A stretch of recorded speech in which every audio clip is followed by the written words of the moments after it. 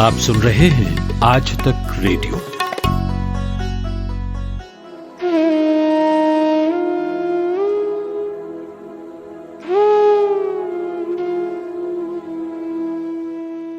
नमस्कार, मैं हूं नितिन ठाकुर। आज भारतीय राजनीति और खासकर अयोध्या का इंतजार खत्म हुआ। राम मंदिर की आधारशिला रखी जा रही है। अयोध्या से लखनऊ तक दिवाली सा माहौल है। लेकिन ये पूरी यात्रा खासी लंबी रही और इस पूरे सफर को एक नजर 40 साल तक देखती रही। ये नजर है रामदत्त त्रिपाठी की। रामदत्त जी दशकों से बीबीसी में यूपी की आवाज बने रहे।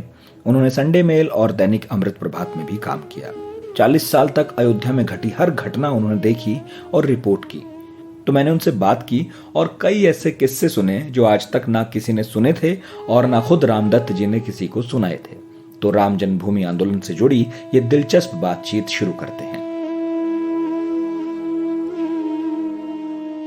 रामदत्त जी, शुरू से शुरू करते हैं। मुझे बताइए कि अयोध्या वाला प्रकरण तो 1984 के बाद ज्यादा गरमाया। आप कब इसकी कवरेज से जुड़े, फिर कैसे धीरे धीरे हर एंगल से इसे आपने कवर किया, और फिर वो वाकया तो जरूर बताइए जब आपने उस मंजर को देखा जिसे देखने की आशंका शायद आपको भी नहीं। देखिए, जहाँ तक मेरा व्यक्तिगत सवाल है, मैं 1982 में गया था पहली बार अयोध्या, और एक मानस भवन धर्मशाला है जो विवादित परिसर राम जन्मभूमि बाबरी मस्जिद जिसको पहले कहा जाता था उससे सटी के है। और हमारे एक दोस्त थे अयोध्या के, तो उन्होंने हमें ले जाके बगल में ही दिखाया था कि ये देखिए एक जगह है जिसको हिंदू राम जन्मभूमि मानते हैं, लेकिन ये पुरानी मस्जिद है, मुसलमानों का दावा है, बगल में कब्रिस्तान वगैरह था। तो तब से हम इसको जानते हैं। और फिर उसके बाद हम गए हैं जब राम जानकी रथ ये बिहार से लेके आए थे। राम जन्मभूमि मुक्ति यज्ञ एक समिति बनी थी। तो 8 अक्टूबर को मुझे ध्यान है 84 में सरयू तट पर एक बहुत विशाल सभा हुई थी, और जिसमें हिंदुओं के तमाम धर्माचार्य भी थे, अशोक सिंघल भी थे।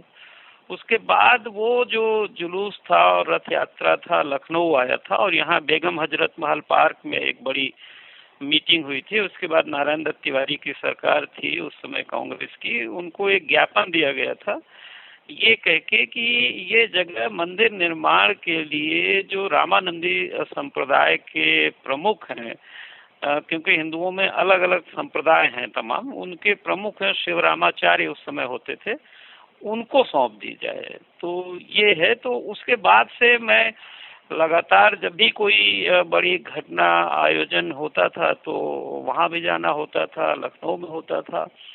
और हालांकि ये जो शुरुआत पश्चिमी उत्तर प्रदेश से हुई थी, ये जो रथ यात्रा से पहले मुजफ्फरनगर में एक हिंदू जागरण मंच के तत्वावधान में वहाँ पहला एक विराट हिंदू सम्मेलन हुआ था, जिसमें गुलजारी लाल नंदा आए थे जो एक किसी जमाने में भारत के प्रधानमंत्री थे, गृह मंत्री थे। उसमें कांग्रेस के उत्तर प्रदेश के पूर्व एक मंत्री थे दाऊदयाल खन्ना जी, वो भी थे, और संभवतः डॉक्टर कर्ण सिंह थे।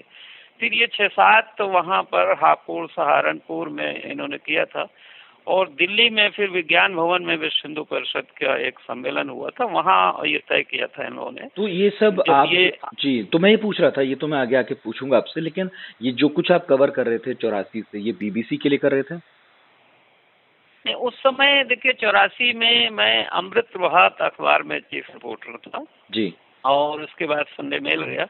बीबीसी के लिए कवरेज तो मैंने जब बाबरी मस्जिद का विध्वंस हुआ है 1992 में, उसके कुछ महीने पहले शुरू किया था। उसके पहले मैं संडे मेल और अमृत प्रभात अखबार के लिए इसको लगातार कवरेज करता था। अच्छा, तो मसला भले ही आप कहीं भी काम कर रहे थे, लेकिन अयोध्या के इस मसले पर लगातार आपकी नजर थी और आप शहर शहर जाकर ये सब कवर कर रहे थे। आपने जो 3 नाम लिए, अब मुझे मतलब ये तीनों नाम कांग्रेस से हैं, और अभी देखिए जिस तरह का माहौल है उसमें भाजपा के अलावा कोई दिखाई तो दे नहीं रहा।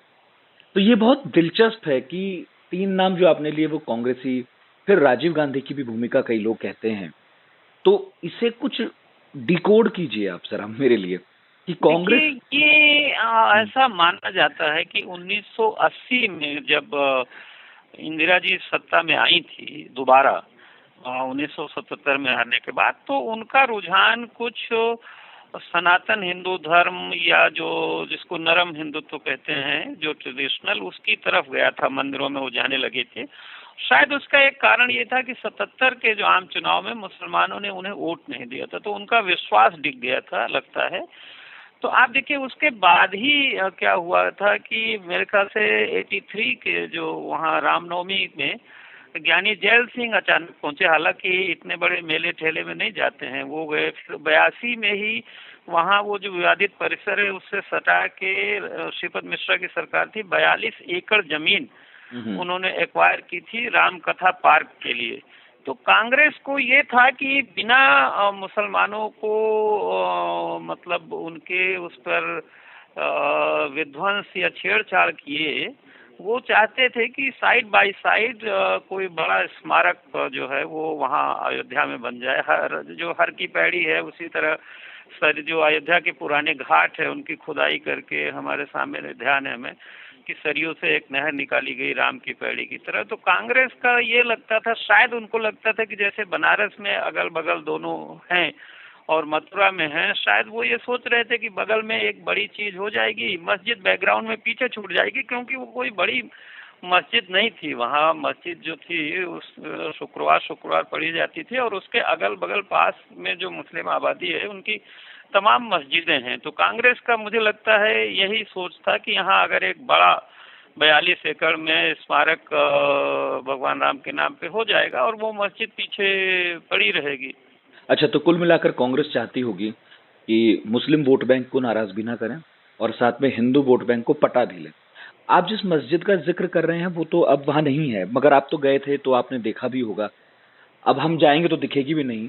कुछ मुझे उसके बारे में बताइए, आज वो कैसी मस्जिद थी, देखने में क्या था, कौन आता था नमाज पढ़ने? रामकोट मोहल्ला है उसका, रेवेन्यू रिकॉर्ड में रामकोट बोलते हैं, और वो बीच में एक पतली सड़क है। अयोध्या में देखिए ये तो मुगल पीरियड में ही ये सारे मुझे लगता है 250-300 साल पहले तमाम निर्माण हुए होंगे प्रतीकात्मक। तो वहाँ जैसे हनुमानगढ़ी तो पहले से थी, फिर कनक भवन है, दशरथ महल है, तो उसको इस तरह से शहर को बसाया गया है कि जैसे वो पूरा अयोध्या में सब चीज, जानकी महल, हर चीज है उनके वहाँ।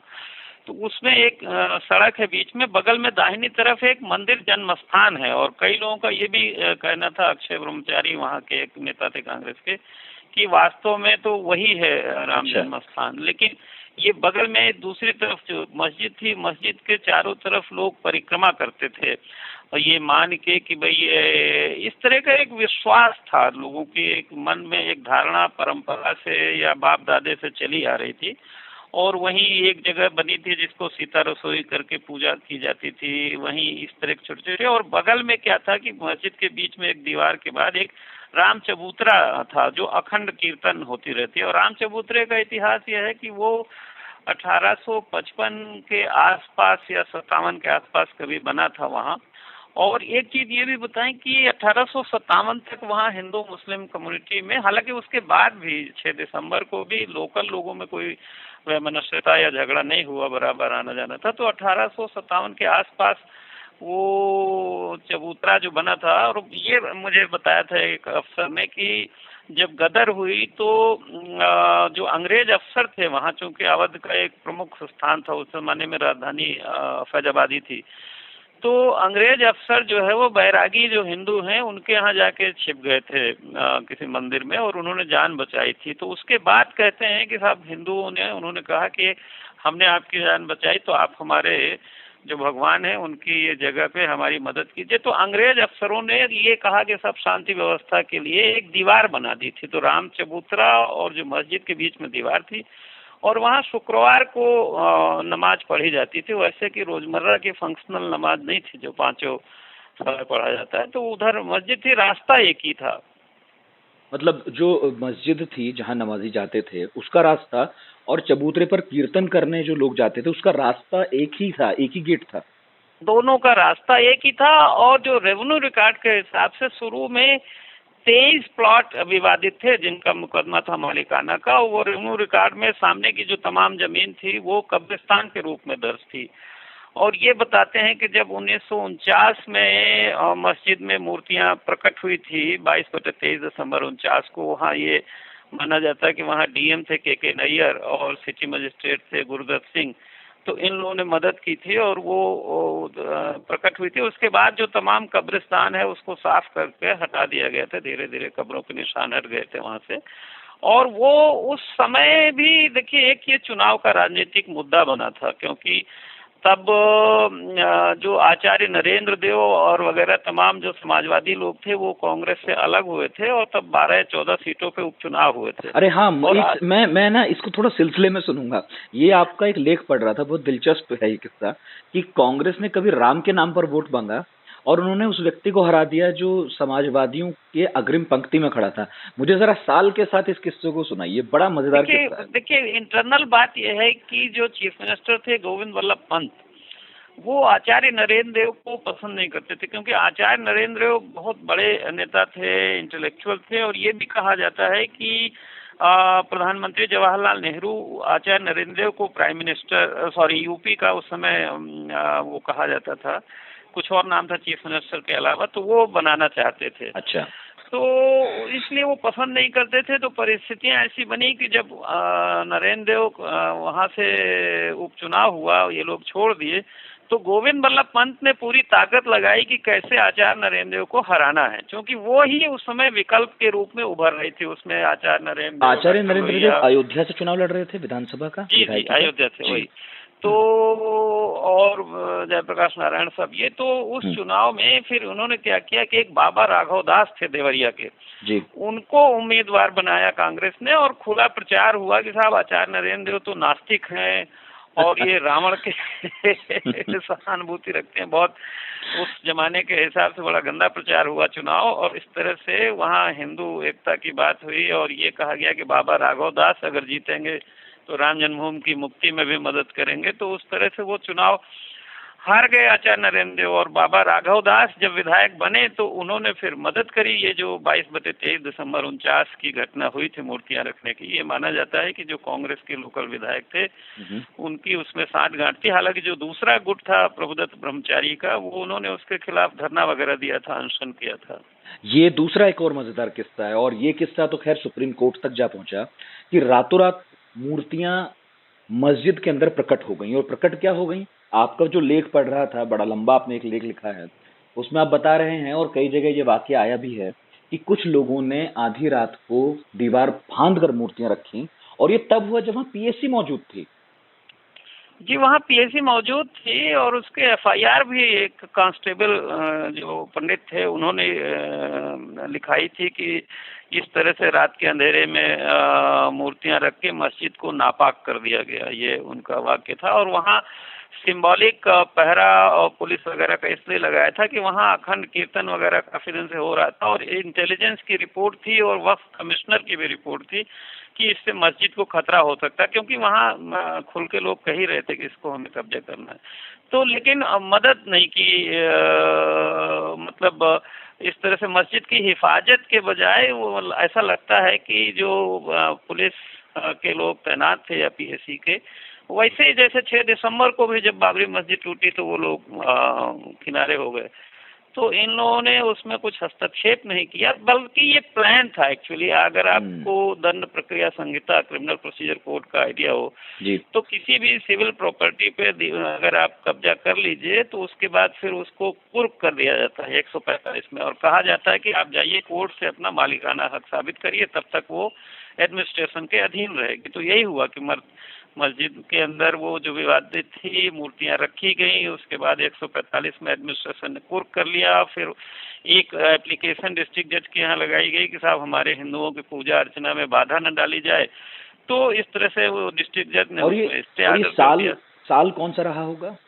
ये 1949, 22/23 दिसंबर 49 की बात है, और ये सारी चीजें जनवरी 50 में हुई। तो डिस्ट्रिक्ट जज ने ये एक स्टे ऑर्डर पास कर दिया कि कोई वहाँ मुसलमान नहीं जाएगा, और हिंदुओं की पूजा अर्चना में राम गोपाल विशारद करके एक वकील थे, वो गए थे, मुकदमा पहला उन्हीं का था, और कि हमको इसमें पूजा अर्चना की बात की थी, उसमें मालिकाना हक नहीं मांगा था। उसके बाद रामचंद्र परमहंस दास गए थे वहाँ के एक थे, तो और उसके बाद फिर वो मुस्लिम लोग चले गए हाई कोर्ट, वहाँ फाइल 5-6 साल पड़ी रही हाई कोर्ट इलाहाबाद में।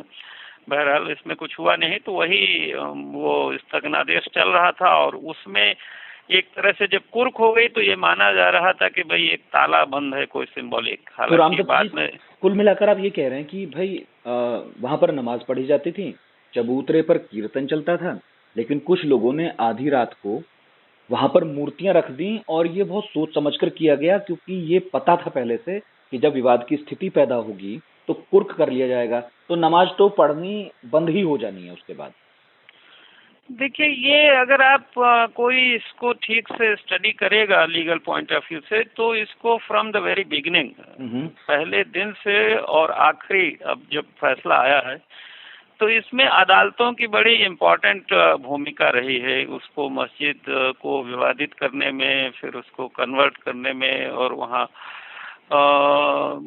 काफी अहम रोल था। और बल्कि आप ये मैं आपको याद दिला दूं कि 6 दिसंबर की जो कार सेवा भी हुई थी, कायदे से ये कहा जाता है कि कार्य विभाजन ये एग्जीक्यूटिव का काम है। वो हालांकि उत्तर प्रदेश में उस समय कल्याण सिंह की सरकार थी, लेकिन सुप्रीम कोर्ट ने कार्य सेवा की अनुमति दी थी उस दिन, और अपना एक ऑब्जर्वर अपॉइंट किया था मुरादाबाद के डिस्ट्रिक्ट जज सितेश शंकर साहब को, और आखिरी क्षण तक वो रिपोर्ट देते रहे कि सब ठीक है।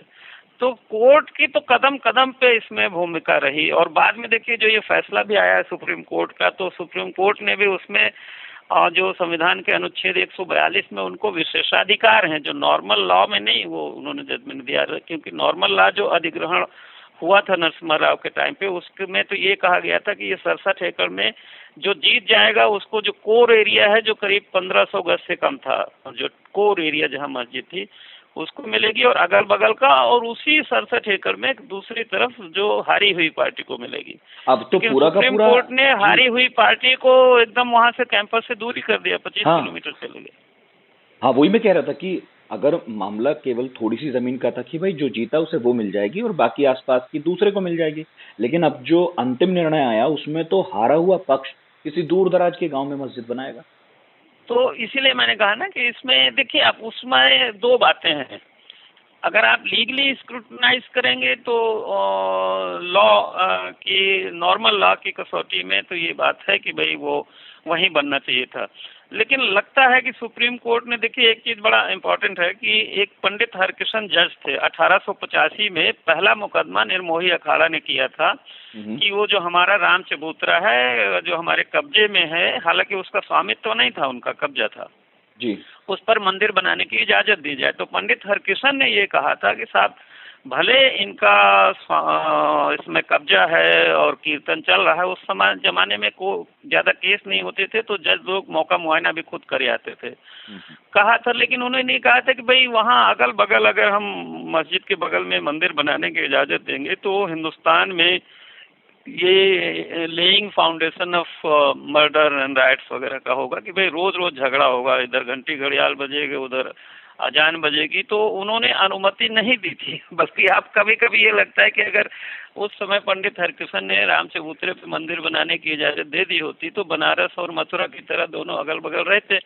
लेकिन उन्होंने ये कहा कि इससे झगड़ा होगा, इसलिए अनुमति नहीं दी थी। तो हो सकता है सुप्रीम कोर्ट के जजेस ने ये सोचा हो कि भाई अपने विशेषाधिकार का इस्तेमाल करके कि ये झगड़ा पिछली सदी से चल रहा है, 1885 से मान लीजिए 135 साल से, तो उन्होंने सोचा होगा कि अब इसका अंत यही है कि दोनों को अलग अलग कर दिया जाए। जैसे परिवार में कई बार होता है, दो भाई बहुत लड़ते हुए हैं तो पंचायत लोग बैठ के अलग कर देती है, लेकिन घुमा फिरा कर फैसला तो वैसा ही हो गया है। अब वहाँ मंदिर है तो घंटे घड़ियाल तो बजेंगे, मस्जिद बहुत दूर है वहां से, तो अजान की आवाज वहीं आएगी। तो कुल मिलाकर जो आप बता रहे थे हो तो घुमा फिरा के वैसा ही कुछ गया है, ये आसपास नहीं होंगे। अब देखिए, वैसे तो मैं आपको बताऊं कि अयोध्या एक ऐसी जगह है जहां पर सभी धर्मों के हैं। जहाँ ये विवादित परिसर है उसके पीछे एक गुरुद्वारा है, उसके पीछे कई मस्जिदें हैं, और बौद्ध धर्म के भी वहाँ कई महत्वपूर्ण माने जाते हैं स्थान हैं। बल्कि कुछ बौद्ध मतावलंबियों का तो दावा है कि वो जगह भी उन्हीं का खंडहर था जैसे और जगह है। जैन धर्म के भी वहाँ महत्वपूर्ण स्थान है। तो अयोध्या एक बड़ी तीर्थ नगरी थी, हर कोई अपना झंडा वहाँ गाड़ना चाहता था, और सभी धर्मों के वहाँ कुछ न कुछ स्थल हैं, पूजा स्थल जो है। आप तो अयोध्या कई बार गए हैं और हम सब लोग तो सुनते रहे कि जो लोकल लोग हैं और यहाँ तक कि जो लोग मुकदमा भी एक दूसरे के खिलाफ लड़ रहे थे मंदिर मस्जिद वाला, साथ में चाय पीते रहे, खाना खाते रहे, एक दूसरे के घर आते जाते रहे। वो तलखी वहां नहीं दिखी जो देश में दिखी, देश के और लोगों में दिखी और जगहों पर दिखी। हाँ, वो दूर ज्यादा हुआ। देखिए 6 दिसंबर को जब मस्जिद गिरी तो दंगे सबसे ज्यादा बम्बई में हुए, कानपुर में हुए, बनारस के लोहता में हुए। और वहाँ भी उस दिन जो घर जलाए गए या लोगों को मारा गया, तो हमको तो वहाँ के मुसलमानों ने, हाशिम अंसारी और सबने बताया था, हम तो गए थे देखने सब जगह, कि बाहर के कारसेवकों ने ये सब किया था, लोकल लोगों ने तो बचाया उनको अपने घरों में। और उसकी वजह यह है कि देखिए अयोध्या जो अवध का केंद्र है, यहाँ बहुत भाईचारा, मिली जुली संस्कृति है। जो कथक डांस देखिए वहाँ डेवलप हुआ था, उसको जो यहाँ के नवाब थे उसमें वाजिद अली साहब वो भी करते थे, हालांकि मुस्लिम कल्चर में नहीं है। एक दूसरे के साथ मिलके वहाँ की तो तमाम मंदिर हैं, उनको नवाबी पीरियड में बाकायदे माफी बोलते हैं उसको, गांव की जो लगान और कई गांवों की रेवेन्यू मिलती थी उसके रख रखाव के लिए, तो वहाँ थी। और मैं जो सबसे दो इम्पोर्टेंट किरदार थे जो इस समय नहीं है दुनिया में, हाशिम अंसारी और रामचंद्र परमहंस, ये लोग मुकदमा लड़ने के लिए पहले बाद एक ही साथ चले जाते थे, फिर एक ही कार में जाते थे, वो हाशिम अंसारी की कार थी। और बल्कि एक बार मैंने ये जब मुझे मालूम था तो मैंने एक बार कहा कि भाई आप लोग जब एक दूसरे के शादी ब्याह निमंत्रण रात बिरात आते जाते हो बिना किसी डर के, तो मैं चाहता हूँ कि आपका इंटरव्यू साथ साथ रिकॉर्ड करूं। तो मैं रामचंद्र परमहंस के यहाँ फिर वो दिगंबर अखाड़ा आए थे हाशिम अंसारी, और वहीं हमने रिकॉर्ड किया इंटरव्यू। और फिर बातों बातों में हमने कहा कि भाई ये चक्कर क्या है कि आप लोग मुकदमा भी लड़ रहे हैं, सारा देश इसमें झगड़ा कर रहा है और आप लोग इतने दोस्त हैं।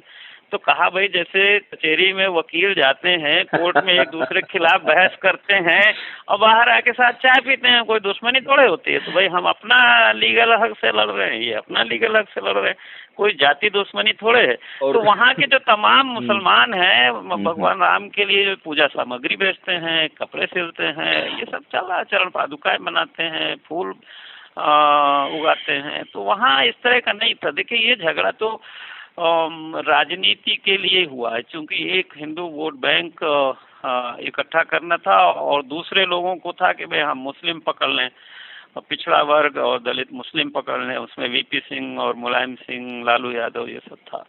तो ये था कि हिंदू मुस्लिम वोटों की राजनीति में ये सारा झगड़ा इतना बढ़ता गया, नहीं तो ये एक सामान्य मुकदमा था और इसका जो अदालत फैसला देती वो मानते लोकल मुकदमा। बाहर के लोग तो जानते भी नहीं थे कि ये इतना विवाद है, वो तो मस्जिद गिरने के बाद नहीं बल्कि ताला खुलने के बाद प्रचार हुआ इसका।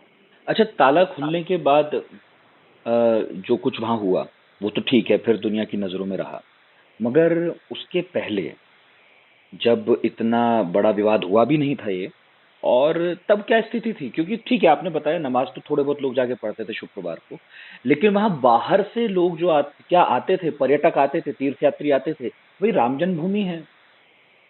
देखिए अयोध्या के दो सबसे बड़े जो मान्य जगह थे इसके पहले, वो हनुमानगढ़ी सबसे ज्यादा वहाँ लोग जाते हैं पूजा दर्शन के लिए, और उसके बाद एक कनक भवन मंदिर है जो ओरछा के राजा या रानी ने बनवाया क्या है और वहाँ क्या है कनक भवन नहीं, वहाँ कनक भवन क्यों महत्वपूर्ण है और हनुमानगढ़ी क्यों महत्वपूर्ण है? जी हनुमानगढ़ी तो हनुमान जी का जो स्थान माना जाता है। तो चूंकि हनुमान जी भाई राम के सेवक, और सबसे ज्यादा जो आप देखिए कि संकट में लोग हनुमान जी को ही याद करते हैं ना भाई, आप सीधे तो नहीं जाते बड़े दरबार। तो यहाँ तक कि हमारे मित्र जो मार्कटली हैं वो भी जब कोई यात्रा में सफर में कहीं जाते हैं तो हनुमान चालीसा पढ़ने लगते हैं। तो मार्कटली हनुमान चालीसा पढ़ते हुए जाते हैं। जी बढ़िया। नहीं हमारे साथ थे वो, हम दोनों लोगों ने साथ ही कवर किया था जो बाबरी मस्जिद का उस समय विध्वंस हुआ था। और कनक भवन में क्या है मैं आपको बताऊं कि रामचंद्र जी को वहाँ एक लिविंग गॉड की तरह वहाँ उनका होता है, तो उनका भोग लगता है, उनके कपड़े बदलते हैं और लोग बड़ी दूर दूर से चिट्ठियां लिखते हैं बाकायदे कि हमारी ये समस्या आप सुलझाइए, और उनका बाकायदे बाथरूम है, श्रृंगार होता है सीता जी का रोज। तो बिल्कुल लिविंग गॉड के रूप में उनकी वहाँ पूजा होती है और बड़ी मान्यता है उसकी। और जब परिक्रमा वगैरह करते थे तो लोग यहाँ भी जाते थे, लेकिन इसका उतना प्रचार नहीं था पहले। बल्कि सोचिए, वही मैं कह रहा था कि राम जन्म स्थान जो ऐतिहासिक दृष्टि से महत्वपूर्ण है, जहाँ राम पैदा हुए, उसका महत्व इतना नहीं था। वो ताला खुलने के बाद लोगों की नजरों में आया। उसके पहले कनक भवन और हनुमानगढ़ी लोग जाते थे, और आज सारा फोकस राम जन्मभूमि पर है। देखिए, एक हमारे यहाँ कहते हैं ना, सबे भूमि गोपाल की, है ना। हाँ। तो अयोध्या और राम की है, भगवान राम की जन्मभूमि है, ये सब लोग मानते थे। लेकिन राम की जन्मभूमि के नाम पे वहाँ और भी बहुत दावेदार थे। हर जगह देखिए, इसके पीछे कहीं न कहीं वो भी होता है कि भाई चढ़ावा कहाँ ज्यादा है। बिल्कुल। तो और एक बगल में जन्मस्थान मंदिर करके अभी भी लिखा हुआ है उसी मस्जिद से सट के। तो एग्जैक्टली किस जगह पे थी, सो ये हाई कोर्ट के जजेस को भी ये बड़ी प्रॉब्लम थी कि भाई इसको कैसे हम क्वांटिफाई करें कि भाई इतनी बड़ी अयोध्या में किस जगह पे वो पैदा हुए थे। क्योंकि पैदा होने की जगह तो हमारे जो है संस्कृति में कोई किसी की रखी नहीं जाती सुरक्षित कि हाँ भाई वो पैदा हुए थे, इस तरह तो है नहीं।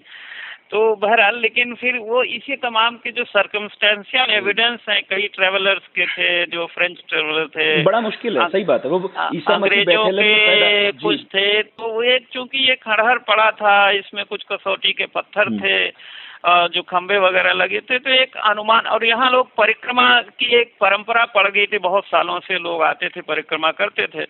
तो उसी आस्था और विश्वास के सहारे उस जगह को पिन पॉइंट किया गया। अदरवाइज तो भाई राम जी जब लंका से आए थे तो वो पूरी अवधपुरी मम परम सुहावनी करके उन्होंने कहा, और जो सरयू नदी बहती है बगल में, तो ये है। तो अब बहरहाल इसको प्रूव करने में काफी और यही मेन कंटेंशन था कि भाई अयोध्या राम की भूमि है, ये मुसलमान भी मानते हैं। आप जो कह रहे थे वो यही आपने लिखा भी था, मैंने पढ़ा था।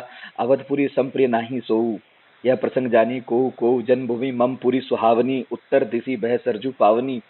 तो तुलसीदास ने शायद वो इसलिए कि हनुमान जी और सुग्रीव वगैरह जो इनके सिपा सालार थे, वो पहली बार अयोध्या आ रहे थे पुष्पक विमान से। जैसे हम लोग उतरते हैं दिल्ली फ्लाइट से जाते हैं, तो अब ये तो तुलसीदास जी की कल्पना। देखिए, एक चीज मैं बताऊं आपको बातों बातों में आगे, कि गोस्वामी तुलसीदास को सबसे ज्यादा श्रेय जाता है कि राम कथा को घर घर पहुंचाया। नहीं तो वाल्मीकि रामायण तो बहुत है, उड़िया में, कम्मन में, तमिल में बहुत है, लेकिन घर घर इसको पहुंचाया अवधी भाषा में। और इसके लिए उनको बहुत प्रताड़ित भी किया था उस समय बनारस के पंडितों ने, क्योंकि हमारा, उन्होंने कहा कि ये जो इंटेलेक्चुअल प्रॉपर्टी राइट है, क्योंकि तुलसीदास जी ने कहा कि नाना पुराण निगमांग सबको पढ़ के और ये निचोड़ उन्होंने दिया। उसको चाहते नहीं थे कोई पंडित लोग की ये सब जो उनके संस्कृत के ग्रंथ हैं उनको बहरा, तो उन्होंने रामलीलाएं शुरू कराई इतना। तो वो उस जमाने में उन्होंने एक, जब अकबर का शासन था या मुगल शासन था, तो एक हिंदुओं के बीच में एक पूरा आदर्श समाज और राज की कल्पना को उन्होंने रखा था। तो तुलसीदास जी ने उसको इस तरह से डिस्क्राइब किया। और अगर तुलसीदास जी के बाद कोई बड़ा राम का मैं मानता हूँ भक्त है तो महात्मा गांधी। और दोनों में सिर्फ एक ही फर्क है कि तुलसीदास जी सगुण उपासक थे और महात्मा गांधी कह सकते हैं कि निर्गुण। और इसको एक, मुझे पिछली बार किसी ने बताया था कि भाई एक और भी कविता है कि एक राम दशरथ का बेटा, एक राम घर घर में बैठा। तो दो तरह के राम की कल्पना है कि एक दशरथ का बेटा है जो अयोध्या में एक पर्टिकुलर जगह पैदा हुआ, और जो आम लोगों की तरह उन्होंने जल समाधि ली जिसको बाद में, और एक राम है जिसको लोग कहते हैं कि भाई घट घट में है और हमारी हर सांस में है। भगवान के बारे में इतना विश्वास था। महात्मा गांधी तो कहते थे कि राम नाम जो है एक औषधि है, राम नाम के जाप से सब कष्ट दूर होते हैं, बीमारी दूर होती है। तो सबकी अलग अलग कल्पना है। हमारे यहाँ निर्गुण सगुण दोनों मानते हैं। बिल्कुल। और आपके कहने से मुझे याद आया कि तुलसीदास उसी बाबर के समकालीन हैं। वो बिल्कुल एक ही दौर है, एक ही समय है जिस बाबर के सेनापति मीर बाकी ने आकर बाबरी बनाई, जैसा कहा जाता है। और तुलसीदास का जन्म भी लगभग तभी है। अच्छा, और एक चीज मैं कह रहा था कि जब आप मुझे हिंदू मुस्लिम एकता की बात कह रहे थे अयोध्या में, तो मुझे याद आया कि आपने भी जिक्र किया है एक जगह कि जिस चबूतरे का कहा जाता है वहाँ अखंड कीर्तन चल रहा है, और असल में तो वो चबूतरा ही था मस्जिद के बगल में, बाद में दीवार बनाई, दोनों अलग किए गए। वो अकबर ने ही दान की थी कभी? हाँ, ये कहते हैं, क्योंकि देखिए अकबर तक आते आते, और देखिए दो बातें होती है। जब शुरू में आए हमलावर तो वो एक, चूंकि ये कहा जाता है कि भाई यहाँ के ही लोकल इब्राहिम लोदी को ही हराया था, कोई वो हिंदू राजा से नहीं उनका संघर्ष हुआ था बाबर का। ठीक बात तो लोकल लोगों ने बुलाया तो उस समय एक कटुता थी, दुश्मनी थी, मारकाट हुआ। लेकिन जब वो यहाँ बस गए, अंग्रेजों में और मुगलों में यही फर्क था कि अंग्रेज यहाँ का दौलत लूट के ले जाते थे ब्रिटेन, और उनका होमलैंड वही बना रहा, और जो मुगलों ने अपना होमलैंड यहाँ बना लिया। तो उनको धीरे धीरे रियलाइज हुआ, ये सबके आता है, तमाम उनके आता है कि औरंगजेब के बारे में भी, हुमायूं के बारे में भी, सबके, कि भाई उन्होंने लोकल कल्चर को फिर धीरे धीरे अपनाना शुरू किया। गोहत्या की भी बात को उन्होंने कहा कि नहीं करना चाहिए धीरे धीरे। लेकिन इतिहास में क्या है ना, आप देखिए, मैंने तो देखा कि ये पिछले 50-60 सालों में इतना डिस्टॉर्शन है दोनों तरफ से, कुछ कह नहीं सकते। क्योंकि एक तरफ उनको विलेन बनाते हैं, एक तरफ वो कहते हैं कि साहब वो बहुत अच्छे शासक थे। तो ये बड़ा खेल है, ये भी राजनीति का खेल होता है। ये जो हमारा इतिहास का लेखन है, हम किसको विलेन बना दें और किसको हीरो बना दें। पर आपने जो एक लेख लिखा, उसे जो मैंने पढ़ा, तो एक पंक्ति आपको सुनाता हूँ। आपने लिखा था कि पूरा विवादित परिसर भगवान राम लला विराजमान के हवाले है। अब सरकार ने एक नया ट्रस्ट बनाकर उसे अपने लोगों के हवाले कर दिया है। अपने लोगों को आपने इन्वर्टेड कोमा में रखा। तो संघर्ष में शामिल अन्य लोग दूर कर दिए गए हैं। तो मुझे ना ये जरा डिकोड करके बताइए, कौन थे वो लोग? आपने तुमने देखा होगा जो अपने लोगों के हवाले कर दिया है और जो संघर्ष में तुम्हें दूर कर दिया है, तो कौन है? जी जी, मैं बताता हूँ। देखिए, मैंने आपको शुरू में इसी बातचीत में कहा था कि जब बेगम हजरत महल पार्क में 10 नवंबर 1984 को, 10 या 11 नवंबर जो भी तारीख थी, ज्ञापन सौंपा गया था सरकार को, तो ये कहा गया था कि रामानंदी जो संप्रदाय है हिंदुओं का, जो राम को सबसे बड़ा भगवान मानते हैं, उनके गुरु को सौंपा जाए। तो उनके बिहाफ पे, रामानंदी संप्रदाय के बिहाफ पे निर्मोही अखाड़ा वहाँ 1861 से सेवा कर रहा था, पूजा कर रहा था, सब कर रहा था। आप देखिए, वो एक समय बाहर हो गए हैं संस्था के तौर पर, खाली एक उनका रिप्रेजेंटेटिव ट्रस्ट में रखा गया। जो शंकराचार्य हैं, देखिए, एक सबसे पहले इस मसले को उठाया था स्वामी करपात्री जी, एक बहुत बड़े हिंदू धर्माचार्य थे, और उन्होंने आज़ादी के बाद एक राजनीतिक पार्टी भी बनाई थी, राम राज्य परिषद, और उसके अध्यक्ष उस समय हुए थे ये स्वरूपानंद जी स्वामी, जो बाद में शंकराचार्य बने। और उन्होंने 1952 के चुनाव में जो घोषणा पत्र था उसमें रखा था कि हमको काशी, मथुरा और ये अयोध्या को मुक्त करना है। लेकिन देखिए, उस समय देश में दूसरी फिजा थी, कांग्रेस थी, नेहरू जी थे, तो बहुत सारे लोग थे। तो उस समय इसको कोई लोगों ने, जनता ने इस एजेंडे को नकार दिया। लेकिन उसके बाद भी जो शंकराचार्य हैं वो तो बराबर लगे रहे, उसके लिए वो जा रहे थे एक बार शिलान्यास के लिए 90 में, तो जेल भी उनको हुई। 1 मई को मुलायम सिंह की सरकार थी, उनको चुनार में बंद कर दिया गया। स्वरूपानंद जी की बात कर रहे हैं आप? जी, स्वरूपानंद, वही स्वरूपानंद जी जो कह रहे थे कि 5 अगस्त को शिलान्यास के लिए कोई मुहूर्त नहीं निकलता। लेकिन अब हाँ, नहीं, तो मैं कह रहा था कि एक बड़े स्टेक होल्डर वो हैं, क्योंकि ताला खुलने से लेके जो समानांतर आंदोलन चला, और शायद जिसको कांग्रेस की सहमति भी थी, क्योंकि स्वरूपानंद का भी अप्रोच ये था कि भाई बिना दंगा फसाद के वहाँ हो जाए, जो राम जन्मभूमि मुक्त हो जाए और ये हमारा मंदिर बन जाए जी। तो एक ये धारा थी। उसके अलावा शिवसेना साथ में थी। आप देखिए, जो चार्जशीट आडवाणी जी के खिलाफ थी, उसमें बाला साहब ठाकरे भी मुख्य मुलजिम थे, और शिवसेना के ही एक नेता थे पवन पांडे, जो कहते हैं कि वो जो ऊपर शिलालेख लिखा हुआ था बाबरी मस्जिद का, उसको उखाड़ के और आडवाणी जी की कार में रख दिया था। ये बात मैं पहली बार बोल रहा हूँ किसी प्रोग्राम में, और मैंने अभी तक इसको नहीं बोला था। और आडवाणी जी जब लखनऊ आए यहाँ वीवीआईपी गेस्ट हाउस में, उसके बाद तो डिक्की में खोल के उनके लोगों ने कहा कि भाई ये है, तो आडवाणी जी ने ये क्या है, तो उनका ये शिलालेख है। तो आडवाणी जी बहुत घबराए, उनका हटाओ हटाओ हटाओ, उसको ले जाके गोमती में फेंक दिया गया, इसीलिए आज तक मिला नहीं। तो ये भाई शिवसेना का रोल था उसमें। हिंदू महासभा लगातार मुकदमे लड़ी है।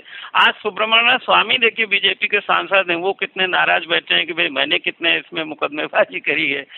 तो ये और तमाम संस्थाएं हैं जो हिंदुओं की तरफ से मुकदमे लड़ रही थी, आंदोलन कर रही थी, उनको नहीं रखा गया। लोग ये सोचते थे कि जब सुप्रीम कोर्ट से जीतेंगे तो जो हिंदू सनातन हिंदू धर्म की जो मान्य संस्थाएं हैं, जैसे जो कुंभ वगैरह में या जो तीर्थ स्थानों में व्यवस्था करती हैं, उनको सौंपा जाएगा, उनका ट्रस्ट होगा। लेकिन हुआ नहीं है। हुआ इसमें यह है कि राष्ट्रीय स्वयंसेवक संघ के ही सब करता धरता है, और जो आरएसएस के प्रमुख हैं मोहन भागवत जी, वो उसके विशेष मुख्य अतिथि होंगे। तो इस पे स्वरूपानंद जी के एक जो नंबर 2 है अभिमुक्तेश्वरानंद, या शायद स्वरूपानंद ने ये कहा कि साहब क्या ये संघ का कार्यालय बन रहा है कि वहाँ केवल संघ के लोग हैं। और सवाल जो उठा है तो वो मुहूर्त को लेके तो देखिए सब ज्यादातर पंडितों ने सवाल उठाया। तो ये जो पंडित नहीं भी है, आम आदमी भी ये मानता है कि भादों में कोई शुभ काम नहीं होता इस तरह का। बिल्कुल। और इसके अलावा मैं कह रहा था कि विश्व हिंदू परिषद को भी जो सौंपा गया, विश्व हिंदू परिषद भी राष्ट्रीय स्वयंसेवक संघ का एक आनुषंगिक संगठन है। नहीं तो अब तो विश्व हिंदू परिषद भी बैकग्राउंड में चली गई ना। देखिए ये तो संस्थाएं औजार होती है, लोग बनाते हैं, बिगाड़ते हैं। अब वो सीधे आरएसएस, पहले इन्होंने भाई राम जन्मभूमि हिंदू जागरण मंच बनाया, फिर राम जन्मभूमि मुक्ति अधि समिति बनाई, फिर विश्व हिंदू परिषद आई, फिर वो धर्म संसद आए, फिर राम जन्मभूमि न्यास आया। तो ये तो इंस्ट्रूमेंट्स बनते और बिगड़ते हैं। अब सीधे राष्ट्रीय स्वयंसेवक संघ, और बल्कि अगर आप देखें तो इस समय 2 तरह के टेंशन चल रहे हैं। एक तो राष्ट्रीय स्वयंसेवक संघ और बाकी जो सनातन हिंदू धर्म की संस्थाएं हैं, और दूसरा टेंशन चल रहा है कि भारतीय जनता पार्टी में कि जो मोदी समर्थक एक ग्रुप है और बाकी सब लोग जो है, देखिए कल्याण सिंह भी वहाँ नहीं होंगे, उमा भारती भी वहाँ नहीं होंगे, डॉक्टर जोशी भी वहाँ नहीं होंगे, तो जो बहुत सारे लोग इनके, हाँ आडवाणी जी तो है ही हैं। तो ये सब इनका सबका योगदान इस पर्टिकुलर मसले पर। मुझे विनय कटियार भी याद आ रहा है, बजरंग दल के पहले विनय कटियार तो बिल्कुल जो बानर सेना थी बजरंग दल के संयोजक पहले और वहीं जाके बस गए। वो तो कानपुर के रहने वाले थे, अयोध्या वासी हो गए, बस गए वो। तो ये होता है, देखिए जो जीता वही सिकंदर, उसका फिर नाम होता है, इतिहास में लिखा जाता है। रामदत्त जी एक हैं योगी आदित्यनाथ, वो जिस पीठ से जुड़े हैं और बतौर सीएम कार्यक्रम में शामिल होंगे, उस पीठ का बहुत योगदान रहा इस पूरे आंदोलन में। वो जरूर हैं अपनी जगह पर कायम। जी, उनके गुरु महंत अवैधनाथ राम जन्मभूमि मुक्ति अधि समिति के अध्यक्ष थे। हालांकि उस हिसाब से तो देखें कि जो गोरक्ष पीठ की फिलॉसफी है वो शायद इससे मैच नहीं खाती है, लेकिन हाँ वो इस आंदोलन में थे और वो हिंदू महासभा में होते थे पहले, बीजेपी में बाद में आए हैं ये। और अभी भी इनकी हिंदू युवा वाहिनी अलग थी, बीजेपी में एक्चुअली एक किनारे में थे योगी जी। तो योगी जी अपने आप में एक संस्था या संगठन है, और उनकी एक महंत के नाते उनकी अंदर से इसमें पूरी आस्था है। देखिए वो सब लोग तो ऐसे हैं जो खुल के हिंदू राष्ट्र की भी बात करते थे। अभी हम आपसे बात कर रहे हैं अपने घर में, वो इस समय दिवाली कालिदास मार्ग जो सरकारी बंगला है वहाँ मनाई जा रही है, वो देख रहा था मैं, मोमबत्ती वगैरह लगा रहे थे अभी यूट्यूब पे, और उन्होंने पूरी अपनी सरकार की सेवाएं वहाँ सौंप दी हैं। सब सारा जो इस समय अयोध्या को सजाया गया है। तो एक जो फर्क होना चाहिए था कि स्टेट देखिए सबका है, स्टेट माने जो राज्य है, सभी धर्मों के लोग टैक्स देते हैं, तो उसमें और उसको ये माना गया था कि भाई जब अलग अलग तमाम धर्मों के संस्कृतियों के लोग एक जगह रहते हैं तो स्टेट को डायरेक्टली किसी धर्म के फेवर या अगेंस्ट में नहीं होना चाहिए था। लेकिन अब ये सारी मर्यादाएं टूट रही हैं, तो एक मर्यादा ये भी टूट जाएगी। ये भी। और आखिर एक सवाल मैं आपसे पूछूंगा, सुन्नी वक्फ बोर्ड ने मस्जिद बनाने के लिए ट्रस्ट का गठन किया है, उसके क्या हाल हैं? बाबरी के लिए भी कई लोग खड़े हुए थे, लड़े थे भी। अब देखिए क्या हुआ कि 2 ग्रुप हो गए। सुन्नी वक्फ बोर्ड इसमें एक टेक्निकल पार्टी था शुरू से, 1961 में आया था सुन्नी वक्फ बोर्ड इसमें पिक्चर में। हालांकि मस्जिद पे मूर्तियां रखी गई थी 1949 में। तो लेकिन प्रैक्टिकली ये सारा जो आंदोलन मुसलमानों की तरफ से हुआ था वो 2 संस्थाएं थी। एक शहाबुद्दीन साहब की थी जो अब नहीं है, कि बाबरी मस्जिद समन्वय समिति, और एक जफरयाद जिलानी और आजम खां की बाबरी मस्जिद संघर्ष समिति। और उसका सारा खर्चा वगैरह फिर मुस्लिम पर्सनल लॉ बोर्ड ने इंस्टीट्यूशनली उसको पूरा सपोर्ट किया। सुन्नी वक्फ बोर्ड तो एक नॉमिनल पार्टी था, लेकिन चूंकि टेक्निकली पार्टी था, लीगली पार्टी था, तो उनको और सरकार ने आखिरी दौर में भी, देखिए आपको याद होगा कि एक पांचू साहब थे तमिलनाडु चेन्नई से आए थे, और एक जज साहब को उन्होंने सौंपा था जो समझौते वगैरह के लिए। तो सुन्नी वक्फ बोर्ड बेसिकली वो सरकारी कंट्रोल्ड संस्था होती है। तो सुन्नी वक्फ बोर्ड के जो चेयरमैन हैं, एक दबाव जरूर था मुस्लिम समुदाय से कि भाई बाकी दूसरी जगह मस्जिद बनाने की कोई आवश्यकता नहीं है, वही मस्जिद अगर हमारी गई तो गई। लेकिन उन्होंने उन पे चूंकि काफी दबाव था तो उन्होंने उसको स्वीकार किया है जमीन को, और उस ट्रस्ट में भी उन्होंने वही लोग रखे हैं जो उनके अनुकूल हैं और जो पहले से ये चाहते थे कि भाई मुस्लिम समुदाय वहां से दावा छोड़ दे, जो सामाजिक एकता के लिए, तो शांति के वहां लिए, भी राष्ट्रीय एकता वहां के लिए। भी कई ऐसे पात्र जो हैं हाँ, पर्दे के वहाँ भी पीछे किनारे चले कर गए। दिए गए, इधर आडवाणी जी किनारे, उधर जिलानी साहब किनारे। किनारे हो गए।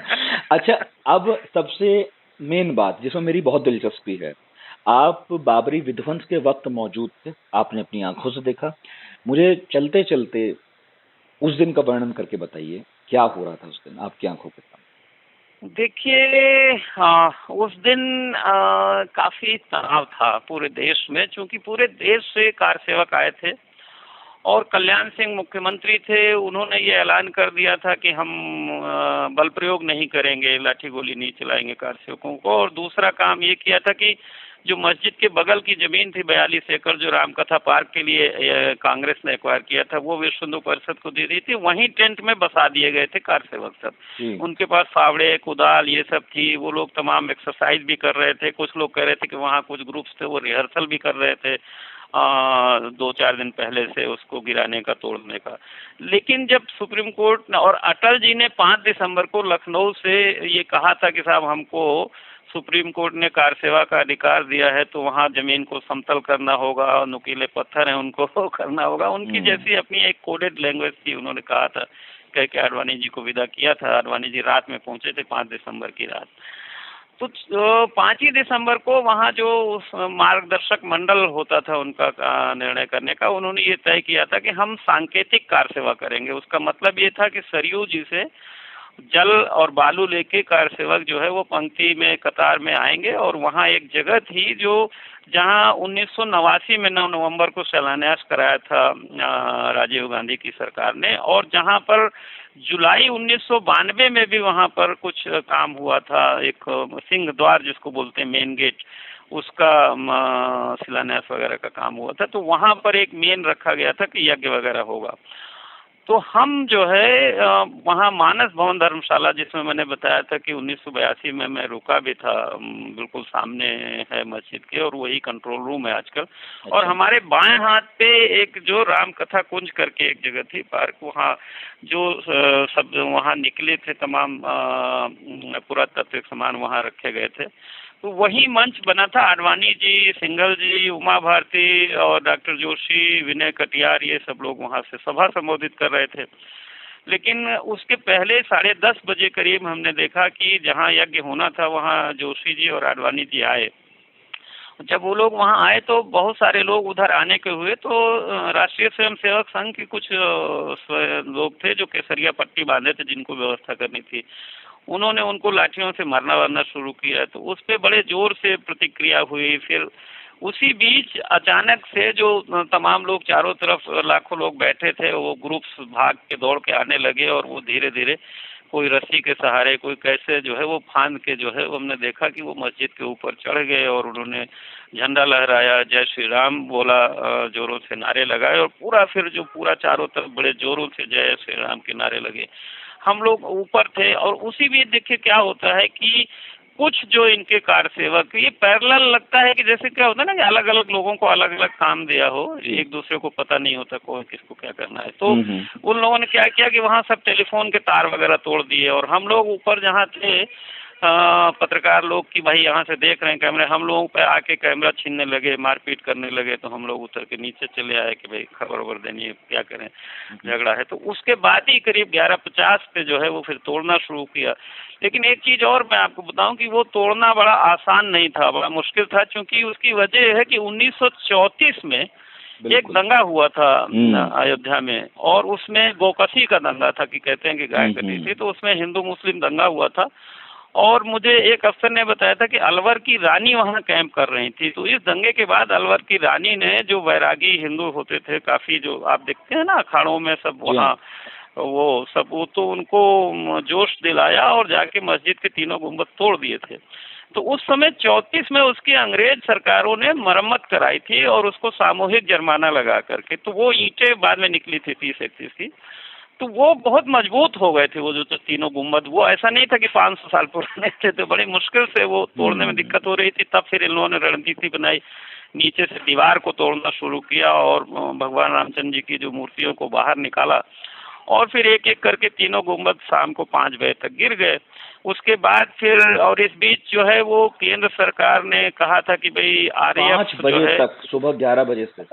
हाँ, और आरएएफ थी, उसके कमांडेंट थे बृजमोहन सारस्वत जी। वो लेके टुकड़ी अपनी और फैजाबाद छावनी में तमाम फोर्स वगैरह थी, उधर जा रहे थे। लेकिन कल्याण सिंह ने मना कर दिया, मजिस्ट्रेट्स ने जाने नहीं दिया, क्योंकि कोई भी सेंट्रल फोर्स जो है बिना लोकल एडमिनिस्ट्रेशन के अनुमति के नहीं जा सकती। तो इस तरह जो नरसिम्हा राव ने प्लान बनाया था कि हस्तक्षेप करेंगे अगर कोई होगा, तो वो नहीं हुआ। वहाँ कल्याण सिंह ने साफ कर दिया कि वहाँ कोई हस्तक्षेप नहीं होगा। और आडवाणी जी ने भी ये बताते हैं कि कहा था वहाँ लोगों से कि भाई इस सड़क को वो कर दो, ब्लॉक कर दो। तो बीच में सड़क में तमाम टायर वायर जला दिए गए। अच्छा। और उसी वजह से हम लोगों को जो रिपोर्टिंग करने, देखिए मैं आपको एक चीज और मजेदार बताता हूँ कि भाई आज की तरह टेक्नोलॉजी नहीं थी। हम लोगों को न मोबाइल फोन थे, न ये सब कुछ था। सीटीओ जो केंद्रीय तारघर से खबरें देनी होती थी, तो अयोध्या का तारघर में तो इन लोगों ने सब तोड़ दिए थे। तो हम लोग भाग के फैजाबाद सीटीओ आए थे दर्शन नगर खेतों से होते हुए। अच्छा। तो सेंट्रल फोर्सेस भी वहाँ हस्तक्षेप कुछ नहीं कर पाई थी। और इस तरह से वो बाद में जब गिर गई तब इस्तीफा देने से भी रोक दिया था आडवाणी ने कल्याण सिंह को। तो जब मस्जिद गिर गई उसके बाद फिर कल्याण सिंह ने रिजाइन किया, केंद्र सरकार ने उनको बर्खास्त किया, राष्ट्रपति शासन लगा। तो लेकिन उसके बाद क्या किया कि नरसिम्हा राव ने, केंद्र सरकार ने सबसे पहला काम किया कि वहाँ खूब ढेर सारी बसें और ट्रेनें लगा दी ताकि कार सेवक जो है वो चले जाएं। और राष्ट्रपति शासन लगने से कार सेवक डरे भी हुए थे बहुत। तो काफी इंतजार किया फिर नया जो एडमिनिस्ट्रेशन ने, और 8 दिसंबर की सुबह इन्होंने जाके वहाँ धावा बोला आरएएफ ने, और उसको जो कार सेवक लगे थे अस्थायी एक तंबूकनाथ में मंदिर बना के मूर्तियां रखे, तो उन सबको भगा दिया। और चांस की बात है कि देखिए बहुत स्ट्रेटेजिकली उन्होंने आंध्रा के कार सेवकों को लगाया था, ताकि उनको मालूम था कि आंध्रा वालों को कम मारेगी पुलिस। अरे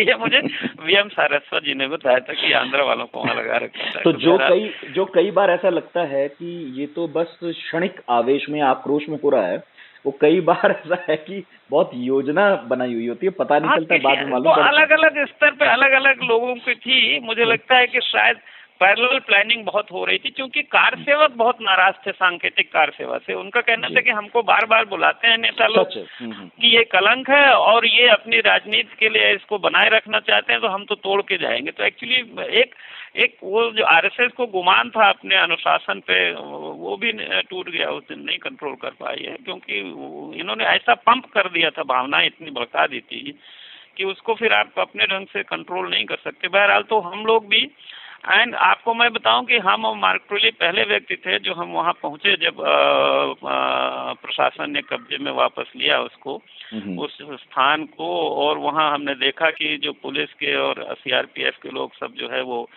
जूते उतार के नीचे बाकायदे श्रद्धा के साथ भगवान जी के जो है वो प्रणाम कर रहे थे। और हम लोगों ने उसकी फिर 6:30 बजे अब 2 दिन बाद भी वहाँ बुलेटिन, जी दो नहीं, हम लोग तो थे, कई दिन तक थे।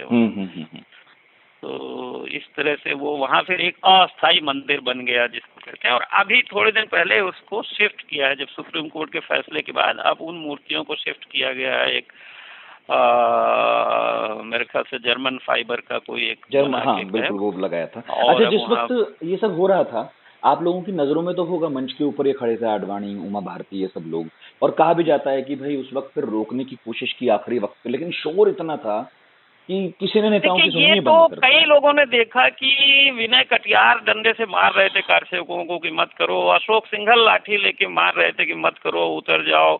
आडवाणी जी भी अपील कर रहे थे, उमा भारती भी अपील कर रही थी, लेकिन किसी की अपील कोई सुनने वाला नहीं था। और देखिए भाई, इन लोगों ने, अब अगर इनके नहीं चाहते थे कि मस्जिद गिरे, तो फिर इन्होंने बहुत नादानी का काम किया था कि इतनी बड़ी भीड़ वहाँ ले जाके इकट्ठा कर दी। और आप कह रहे थे कि हमें अंगूर खाने और अंगूर पहुंच में आ गए, तो फिर उनको रोक कैसे सकते? लेकिन वो कौन था जो कह रहा था एक धक्का और दो, अगर रोक रहे थे?